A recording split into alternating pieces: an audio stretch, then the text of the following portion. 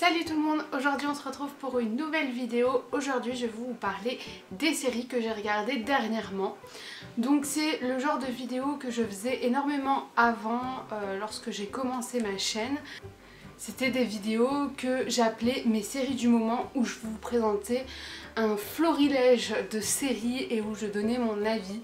C'est vrai que j'ai arrêté de regarder beaucoup de choses une fois le master commencé, parce que si j'avais pas le temps de lire, j'avais pas le temps de regarder des séries. Mais là avec le confinement, bah forcément on avait un tout petit peu plus de temps, donc c'est vrai que le soir moi j'aimais bien regarder des épisodes de séries pour me détendre. Alors cette fois-ci c'est pas des séries que vous pouvez trouver exclusivement sur Netflix, ce que je faisais avant. Maintenant j'ai Disney+ également, et il y a Amazon Prime aussi qui propose un contenu assez divertissant. Donc je vais vous présenter tout ça. On va commencer par les séries Netflix. Il n'y a pas si longtemps, avec mon copain, on a décidé de se refaire toute la série Modern Family, dont les 2 dernières saisons qu'on n'avait pas encore vues, parce que nous on préfère la voir en version française plutôt qu'en version originale. Vous allez voir qu'il y a des séries que j'ai regardées en version originale, d'autres que j'ai regardées en version française. Ça dépend. La Modern Family, on est vraiment attaché à la VF, donc on a voulu continuer à la regarder en VF. On a testé de la regarder en VO, on n'a pas du tout aimé parce que, enfin voilà, on n'était pas habitué aux voix des acteurs, les blagues, ben, mon copain ne les comprenait pas forcément parce que lui il faut qu'il lise les sous-titres, donc il n'avait pas l'habitude de lire les sous-titres. Donc c'est la VF pour Modern Family, et il y a la saison 9 et 10 qui ont été mis sur Netflix. Donc on s'est dit c'est l'occasion pour tout recommencer. On a tout recommencé, on a tout refait et on adore cette série et on l'aime de tout notre cœur. Je trouve que c'est une série qui se regarde sans prise de tête. Vous suivez en fait une famille, donc un père et ses 2 enfants, avec chacun leur famille, parce que le père s'est remarié, la fille a un mari et 3 enfants, et le fils est gay et ils ont adopté une jeune fille. Et on voit un petit peu tous les périples qu'ils ont, mais c'est vraiment sur le ton de l'humour. Il y a beaucoup de quiproquos, il y a beaucoup de non-dits, et ça résulte à des situations complètement what the fuck, qui vous font tellement rire. Moi j'adore le jeu d'acteurs de tout le cast. Je trouve que franchement ils ont trouvé des acteurs incroyables. Rien que les relations entre les personnages, vous allez traiter toutes les relations, c'est-à-dire qu'une fois vous allez avoir Mitchell et Cameron, une fois vous allez avoir Mitchell et Claire, une fois vous allez avoir Mitchell et Luke, enfin voilà, tous les personnages entre eux ont une relation, et sur les 10 saisons on va traiter chaque relation. Donc c'est super cool, c'est qu'il n'y a pas un personnage qui est mis en arrière par rapport à un autre. Et donc voilà, on a adoré. Les 2 dernières saisons sont tout aussi folles. On sait qu'il reste qu'une seule saison et que la série est terminée. Du coup on a un petit pincement au cœur. Elle n'est pas encore disponible sur Netflix. On espère que ça tardera pas. Mais on sait très bien qu'une fois que la saison 11 va arriver, on va se refaire les 10 premières saisons pour regarder la 11e. Voilà, on est peut-être un peu... Mais je vous assure que regarder Modern Family le soir, après une journée de boulot, quand t'es avec ton chéri, avec à manger, c'est juste la meilleure soirée, la meilleure soirée. Avant de recommencer à travailler, et pendant que mon copain travaillait, du coup je passais mes journées seule dans l'appartement. Et le midi, moi j'aime bien regarder quelque chose en même temps que je mange, sauf que quand on a regardé toutes les vidéos YouTube qu'on voulait, qu'on a regardé toutes les séries qu'on voulait, eh bien on fait un retour en arrière sur certaines séries qu'on voudrait revoir, notamment Outlander, que j'ai essayé de re-regarder. J'ai été complètement happée par la première saison, donc je savais exactement tout ce qui se passait. J'ai pas regardé, il me semble, une partie de la 3e saison et la 4e saison. Je sais même pas s'il y en a une 5e, mais voilà. En tout cas j'ai pas regardé les dernières saisons. Donc je m'étais dit voilà, c'est l'occasion pour tout recommencer. Et puis eh ben, tu vas poursuivre parce que tu t'es arrêté mais on ne sait plus trop pourquoi. Très rapidement je vais essayer de résumer, mais c'est très compliqué parce que je me souviens plus trop vu que ça fait un moment. Je sais qu'on a forcément Claire qui était infirmière pendant la Seconde Guerre mondiale et donc on la retrouve après cette guerre mondiale, donc libération. Elle décide d'aller avec son mari profiter dans un petit village à deux et en fait en touchant des pierres elle va remonter des centaines d'années avant et se retrouver perdue dans un camp qui veulent la guerre aux Anglais, aux tuniques rouges. Et elle va se retrouver dans tout ça et son objectif bah forcément ce sera de retourner dans son temps. Malheureusement eh bien, elle peut pas dire qu'elle vient du futur parce que on est à une époque où les sorcières sont punies. C'est-à-dire que une femme qui a une once de pouvoir, c'est-à-dire qui agit différemment, va être traitée comme une sorcière et va être brûlée. Voilà, donc elle peut pas vraiment dire ce qu'elle est et en fait elle va découvrir des personnes, elle va s'attacher à des personnes et elle va rencontrer notamment Jamie qui est le deuxième personnage principal de cette série. Elle va rencontrer un des ancêtres de son mari.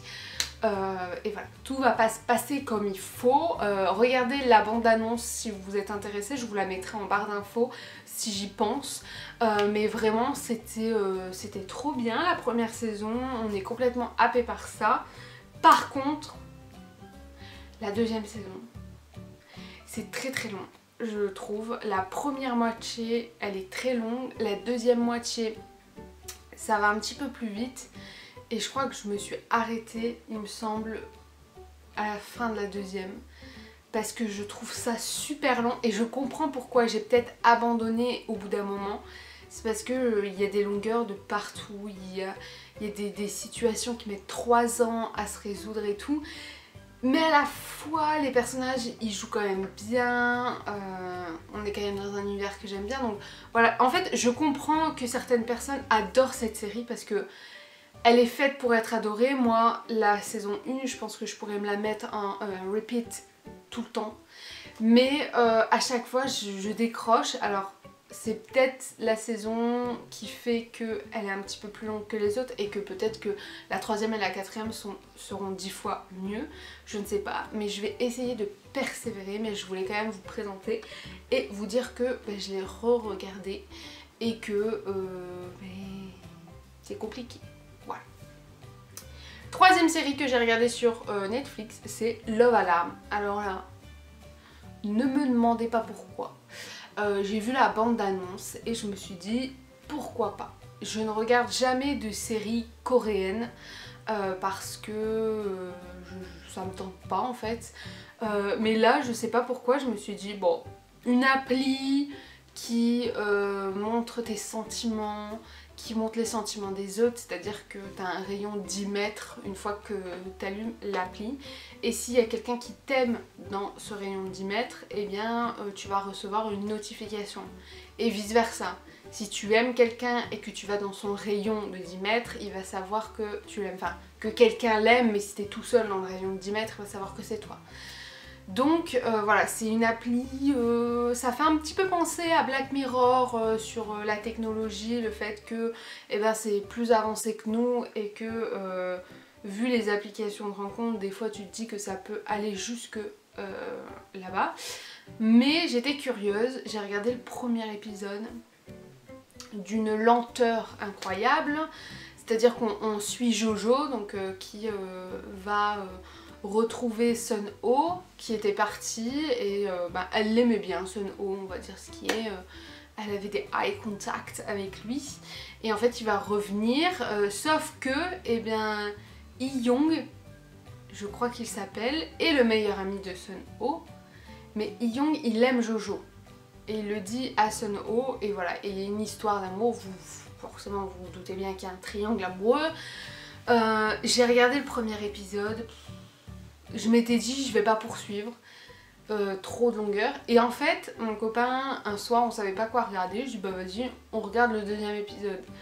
Et en fait, on n'a pas forcément aimé, mais ça nous passait le temps. Et du coup, on le mettait en fond comme ça. Et voilà, on rigolait un petit peu de la série en elle-même parce que vous avez beaucoup de scènes avec des longueurs, des conversations qui sont pas forcément passionnantes, vous avez des retours en arrière, mais en veux-tu, en voilà, si vous regardez que le dernier épisode, vous comprendrez tout ce qui s'est passé. Et voilà, on a regardé ça, on va pas regarder la deuxième saison, hein. On n'a pas trop aimé. Après, je sais que c'est un style assez différent des productions françaises et américaines. Voilà, là, vraiment, c'était pas du tout ce qu'on avait vu et c'est pour ça qu'on n'était pas habitués et qu'on n'a pas forcément aimé. Je peux comprendre qu'il y en ait qui aiment, mais moi, j'ai pas adhéré à Love Alarm. Donc, bah voilà, c'est tout. Ensuite, sur Disney+, alors je vais essayer d'être un petit peu plus rapide cette fois-ci. J'ai eu Disney+ le jour de son lancement, c'est-à-dire que j'étais une des premières à acheter un abonnement. Voilà, j'attendais Disney+ comme jamais. Moi je regarde énormément de Disney. J'ai énormément de DVD qui ne me servent plus à rien maintenant. Mais voilà, je voulais absolument Disney+. J'avais vécu avec Disney Channel également et toutes les séries Disney Channel. Donc j'ai adoré le projet Disney+, même si certains peuvent le critiquer. Dans le programme de Disney+, j'ai re-regardé 3 séries qui avaient marqué mon adolescence. On avait Les Sorciers de Waverly Place, on avait La Vie de Palace de Zack et Cody et La Vie de Croisière de Zack et Cody. Et on a Hannah Montana. Donc c'est 3 séries que je me suis refaites et c'était les meilleures séries à regarder sans prise de tête. Ça m'a remémoré plein de souvenirs, c'était vraiment des instants nostalgiques. J'ai fait découvrir La Vie de Palace de Zack et Cody à mon copain qui ne connaissait absolument pas ça parce qu'il n'avait pas Disney Channel. Et moi j'ai adoré revoir tous ces épisodes que je connaissais presque par cœur quand j'étais ado parce que je ne faisais que regarder la télé. Donc voilà, c'était 3 séries que je voulais quand même vous présenter. Je ne vais pas les présenter en détail, si vous voulez les connaître, je pense que vous pouvez les trouver facilement. C'est des séries qui datent énormément, les effets spéciaux sont pas dingues, les intrigues sont pas dingues, mais les personnages sont très attachants et moi franchement ça me rappelle une belle époque, donc j'étais contente de me refaire ces 3 séries là. J'ai également regardé 2 autres séries. Donc la première c'est Une journée à Disney. Et en fait c'est des épisodes très très courts de, il me semble, moins de 10 minutes qui présentent tout simplement un métier d'un cast member. Donc c'est pas forcément des métiers auxquels on penserait, c'est un peu des métiers incroyables de temps en temps. On découvre quand même beaucoup de choses sur Disney, on voit qu'il y a beaucoup de personnes dans l'ombre, on va dire, qui font un travail incroyable, donc c'était super cool et puis c'était rapide comme je vous dis. Et par contre là, un gros coup de cœur à cette série. J'ai regardé Il était une fois, Les Imagineers, Les Visionnaires de Disney. C'est une série que j'ai adorée et que je conseille à toute personne qui aime Disney, qui aime Disneyland, qui aime les parcs, qui aime l'univers.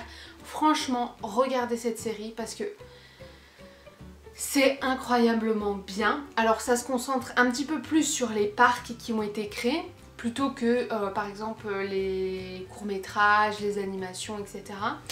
On va suivre tout simplement dans plusieurs épisodes, je sais plus combien il y en a, mais c'est des gros épisodes de 1 heure.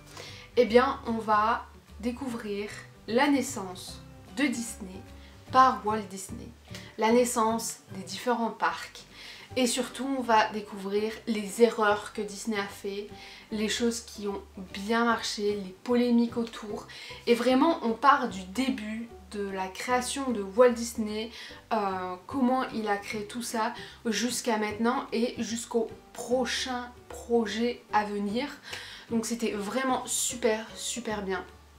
On apprend énormément de choses et c'est vraiment hyper intéressant d'apprendre ces choses-là et d'aller à Disneyland après, à Paris, dire que cette animation a été créée comme ça, il y a certaines anecdotes que vous connaissez par rapport à la série que vous ne connaîtrez jamais arriver sur le parc. Et franchement, si vous aimez Disney, je vous le conseille parce que vous allez apprendre énormément de choses dessus. Je pense que le mot énormément revient beaucoup trop dans cette description, mais vraiment, c'est une série qui me touche et que j'aime amplement. Voilà. Et enfin, la dernière série que je voudrais vous conseiller, c'est The Greats. Donc c'est une série qui raconte l'histoire d'amour entre Catherine II et Peter, le tsar de Russie. Donc, au niveau du casting de cette série, on a quand même Elle Fanning qui a fait donc récemment Aurore dans Maléfique, et on a Nicolas Hoult qui a fait notamment les X-Men par exemple. Donc c'est deux gros acteurs qui du coup arrivent dans cette série et franchement j'ai adoré cette série. Alors je l'ai regardée en VO cette fois-ci parce que elle n'était pas disponible en VF, elle est sortie en mai 2020. Donc avec le Covid, ils n'ont pas eu le temps de faire la VF ni même les sous-titres français. Donc moi je me suis dit c'est pas grave, tu la regardes en VO, j'ai très bien compris. Donc c'était assez cool, sachant que je suis pas non plus une experte dans la langue anglaise. Mais là, ça a été. Et j'ai vraiment beaucoup aimé cette série. Les acteurs sont vraiment bien, il y a tout un côté dramatique avec de l'humour, avec des situations quiproquos, etc. Vraiment c'est une belle histoire parce que c'est pas juste des épisodes comme ça, il y a vraiment une histoire tout au long des épisodes. Il y a normalement une deuxième saison parce que ça finit comme s'il va y avoir une deuxième saison. Et vraiment les premiers épisodes sont vraiment les meilleurs parce que Catherine II arrive chez Peter après qu'il se soit échangé des petites lettres. Elle sait qu'elle va devenir sa femme, mais en fait quand elle rencontre la personne, elle se rend compte que c'est pas du tout la même que dans ses lettres, puisque ces lettres n'ont pas été écrites par lui.